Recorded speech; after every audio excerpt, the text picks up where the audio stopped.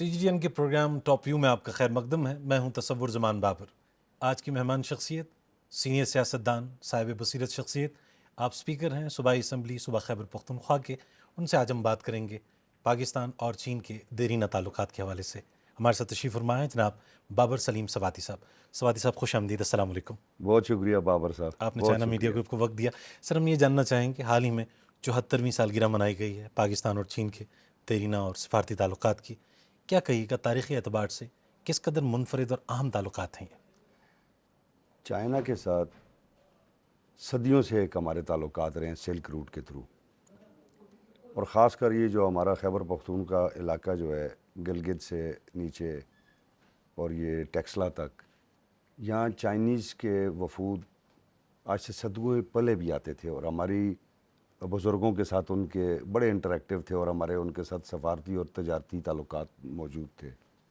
پاکستان بننے کے بعد دونوں ممالک ایک دوسرے کے بہت قریب آئے، اور ہونا بھی چاہیے کیونکہ ہم فرنٹ ڈور نیبرز ہیں۔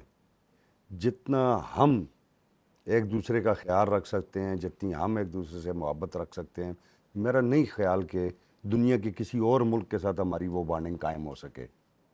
اور ویسے بھی پڑوسیوں کے حقوق ہمارے نبی پاک جناب صلی اللہ علیہ وآلہ وسلم نے بڑی وضاحت سے فرمائے ہوئے ہیں۔ سواد صاحب جب فرمایا آپ نے، مختلف ادوار ہم نے دیکھے ہیں چین پاکستان تعلقات کے۔ سی پیک گیم چینجر ایک منصوبہ، خاص طور پر پاکستان اور خطے کے حوالے سے اگر ہم بات کریں، صوبہ خیبر پختونخوا اس منصوبے سے کس قدر مستفید ہوا ہے؟ مزید اس حوالے سے کیا پیش رفت ہو سکتی ہے؟ اچھا، یہ بڑا ایک بالکل اس میں کوئی شک نہیں ہے کہ یہ گیم چینجر ہے ہمارے صوبے کی اکانومی میں بھی، پاکستان کی اکانومی میں بھی، اور چائنا کے لیے بھی یہ بڑا فروٹفل ہے۔ اکنامک زون رشیا کی آپ دیکھ لیں، وہاں ڈیولپمنٹ ہو رہی ہے، سکی کناری دیکھ لیں، اسی طرح کے اور بہت سارے پروجیکٹ ہیں۔ اور پھر مستقبل میں ایگریکلچر میں، آئی ٹی میں، سولرائزیشن میں، ان تمام چیزوں میں جو ہے نا، جو بہت سارے معاہدات ہوئے ہیں وہ ابھی گراؤنڈ پہ آنا شروع ہو جائیں گے، اور لوگوں کو اس کے مفادات کا مزید پتہ لگتا رہے گا۔ تو میں یہ سمجھتا ہوں کہ یہ بڑا زبردست منصوبہ ہے دونوں ممالک کے لیے۔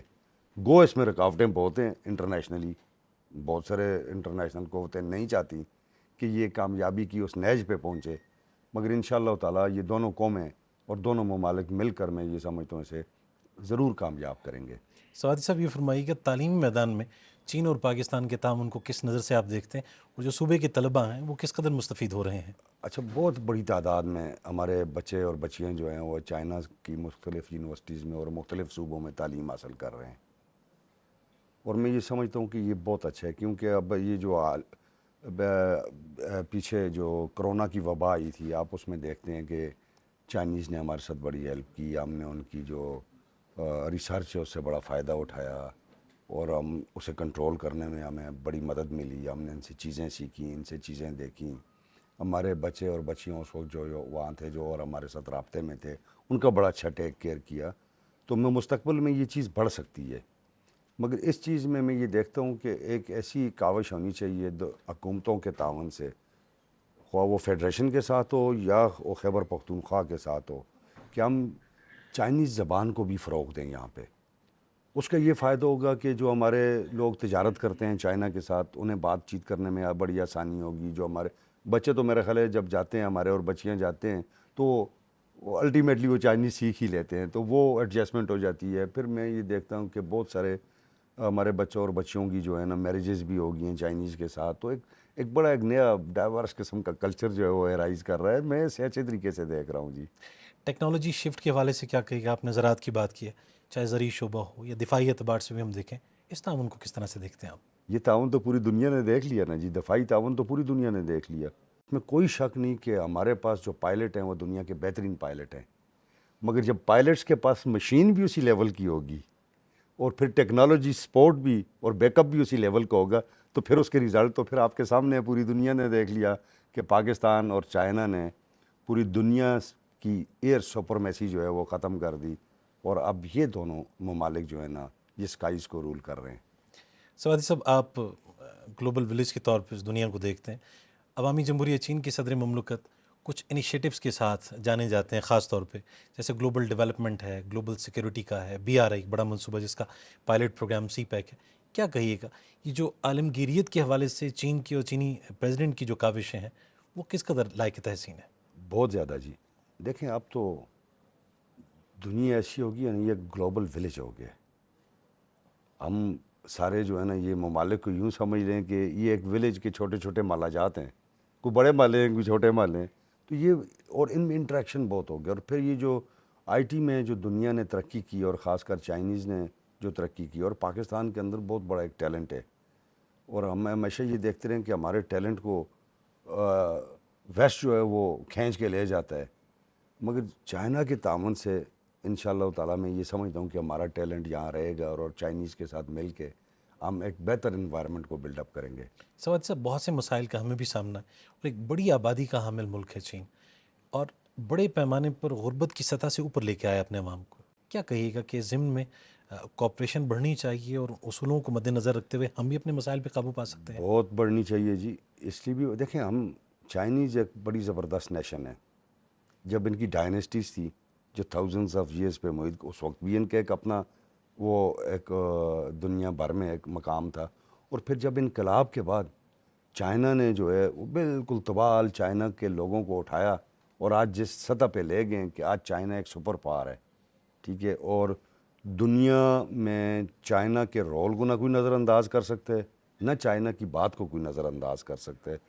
تو میں یہ سمجھتا ہوں کہ چیزیں بہت آگے بہتری کی طرف جائیں گی. اور یہ جو ریجنل کانٹیکسٹ ہے جو ہمارا, اس میں جو چائنیز کی اسٹریٹجیز ہیں وہ ابھی تک تو میں دیکھ رہا ہوں بہت اچھی ہیں. آپ دیکھتے ہیں افغانستان کے ساتھ بھی انہوں نے بڑے اچھے ٹائز ڈیولپ کر لیے ہیں, ایران کے ساتھ بھی وہ ٹائز کو ڈیولپ کر رہے ہیں. تو یہ ساری ایسی چیزیں کو جو ریجنل اسٹیبلٹی میں بڑی مدد دیں گی. چائنا کا اس خطے میں موجود ہونا یہ ایک ریجنل اسٹیبلٹی کی بھی علامت ہے. سوادی صاحب یہ فرمائیے گا, تجارتی اور صنعتی تعاون تو دکھائی دیتا ہے, سماجی اور ثقافتی اعتبار سے آپ سمجھتے ہیں کہ تعاون کو بڑھانا چاہیے میں یہ پاکستان اور چین سمجھتا ہوں کہ یہ وہ ایسا ہے کہ جس میں کمی ہے, اس کو بڑھنا چاہیے.